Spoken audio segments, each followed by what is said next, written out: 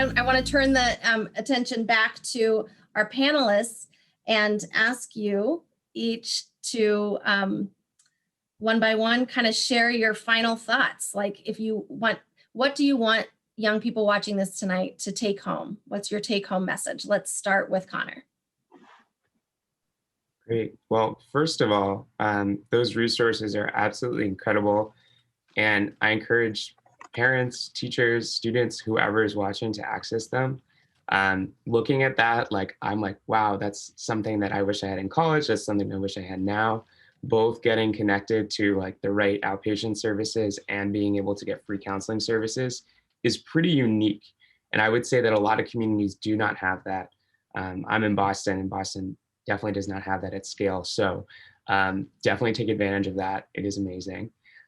Secondly, I would just say to anyone watching, I know it's easy to sometimes feel like the situation you're going through alone and in isolation, especially during the pandemic. As I was talking about, I definitely feel that way, and sometimes force myself to feel that way by cutting myself off from others. If there's anything that you sort of take away from tonight, I would encourage you to think more about the fact that there are so many of us out here working through different challenges, working through our mental health, and there's so many people to talk to and to be in community with. And whether you're an introvert, an extrovert, an ambivert, whatever, it's just nice to know that there are people around you that are going through what you're going through and can be there as a resource, even if their experiences are different. I think in high school, I sort of forced myself to think that my experiences were sort of uncommon and unknown, and things that I couldn't even name. So I think it's important to just remember that there are people out there that understand what's going on, that are open and happy to talk to you about it, and that really do want to support you. The job of teachers isn't just to educate us, it's really to support us as human beings.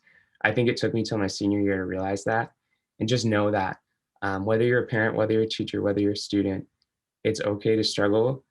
It's all our process of helping one another to actually help ourselves and to embrace the process that we need to go through to feel better. So thank you so much again for having us, and really excited that these sorts of conversations are becoming more open in the Westboro community. Thank you. Krithi. Yeah, I completely agree with everything he said, but I also want to talk about how I want to thank everyone that put this together, because I think this really helped me reflect on what I went through in high school and what I continue to go through. And I really hope it resonated with at least one student. And I'm so glad that we as a community are learning from the past in a certain way and making changes in favor of progress, because it truly shows that we are a community that's ready to change. And I hope that we continue to be, and we continue to support students. So thank you so much for this opportunity. Thank you. And Becky. Yes, thank you all so much. Thank you for inviting us here tonight. Thank you to the panelists for sharing your stories. They were so inspiring. And I'm glad we're having this conversation and making it just more normal, and hopefully people can continue to have this conversation. I think that for my take-home message, I am talking to the students, and I want to say that if you are not doing okay, that's okay. And what you need to do is just find someone that you can talk to. And if you don't, and no one comes to mind like a friend or a family member, sometimes those closest to you, you don't feel comfortable speaking with, go to your primary care physician and ask for a mental health screening. And they will be able to help you find doctors within your insurance and everything, and really help you along that process. And if your parents, you can't drive there yourself, and if they don't know and you don't want to tell them, just say you need a physical for school or something. I know lying isn't great, but find a way.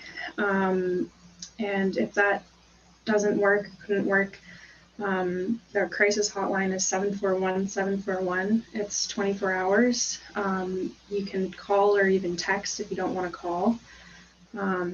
So I recommend that. And then if it's serious enough that these aren't options, 911 is always an option too. And asking for help is okay. And it's not a bad thing. It's the right thing to do. And if you've been struggling with feeling like you need help, find a way to ask for it. I promise it's worth it. It'll be tough, but it'll be worth it. And I would also like to extend out the invitation. If you want to get in touch with me, I'd be happy to talk with you. Reach out to Mr. Anderson or Kara. I'm just really glad we're having this conversation. So thank you all again for having us here tonight.